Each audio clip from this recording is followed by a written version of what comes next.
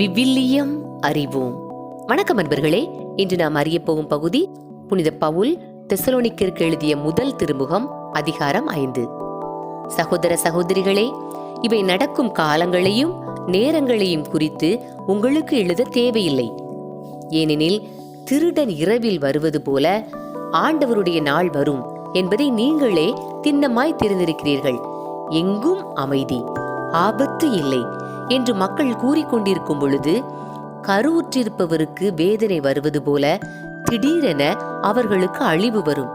யாரும் தப்பித்துக் கொள்ள இயலாது. ஆனால் அன்பர்களே, நீங்கள் இருளில் நடப்பவர்கள் அல்ல. ஆகவே அந்த நாள் திருடனைப் போல் உங்களுக்கு வராது. நீங்கள் எல்லாரும் ஒளியை சார்ந்தவர்கள், பகலில் நடப்பவர்கள். நாம் இரவையோ இருளையோ சார்ந்தவர் அல்ல.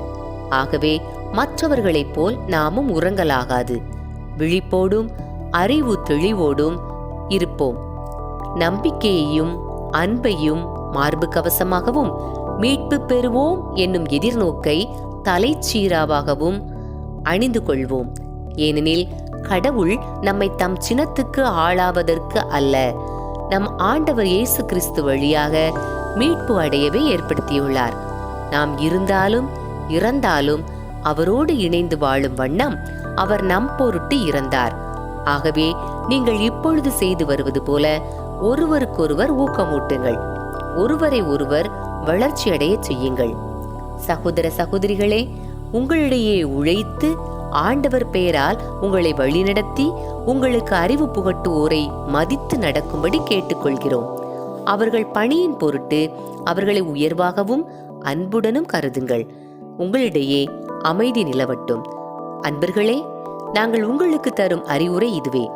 சோம்பேறிகளுக்கு அறிவு புகட்டுங்கள், மன தளர்ச்சியுற்றவர்களுக்கு ஊக்கமூட்டுங்கள், வலுவற்றோருக்கு உதவுங்கள், எல்லாரோடும் பொறுமையாயிருங்கள்.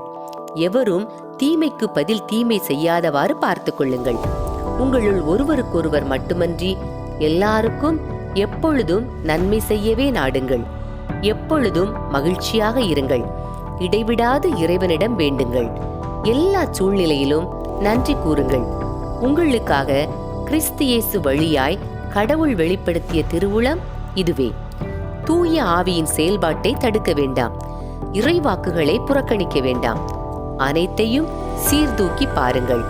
நல்லதை பற்றி கொள்ளுங்கள். எல்லா வகையான தீமைகளையும் விட்டு விலகுங்கள். அமைதி அருளும் கடவுள் தாமே உங்களை முற்றிலும் தூய்மையாக்குவாராக. அவரே நம் ஆண்டவர் இயேசு கிறிஸ்து வரும்போது உங்களுடைய உள்ளம், ஆன்மா, உடல் அனைத்தையும் குற்றமின்றி முழுமையாக காப்பாராக. உங்களை அழைக்கும் அவர் நம்பிக்கைக்குரியவர். அவர் இதை செய்வார். சகோதர சகோதரிகளே, எங்களுக்காகவும் இறைவனிடம் வேண்டுங்கள். தூய முத்தம் கொடுத்து ஒருவர் ஒருவரை வாழ்த்துங்கள். அவர்கள் எல்லாருக்கும் இத்திருமுகத்தை வாசித்து காட்ட வேண்டும் என்று ஆண்டவர் பெயரால் ஆணையிடுகிறேன். நம் ஆண்டவர் இயேசு கிறிஸ்துவின் அருள் உங்களோடு இருப்பதாக. அன்பர்களே, இறைவார்த்தையோடு பயணித்தோம். இறைவனோடு நம் பயணத்தை தொடர்வோம்.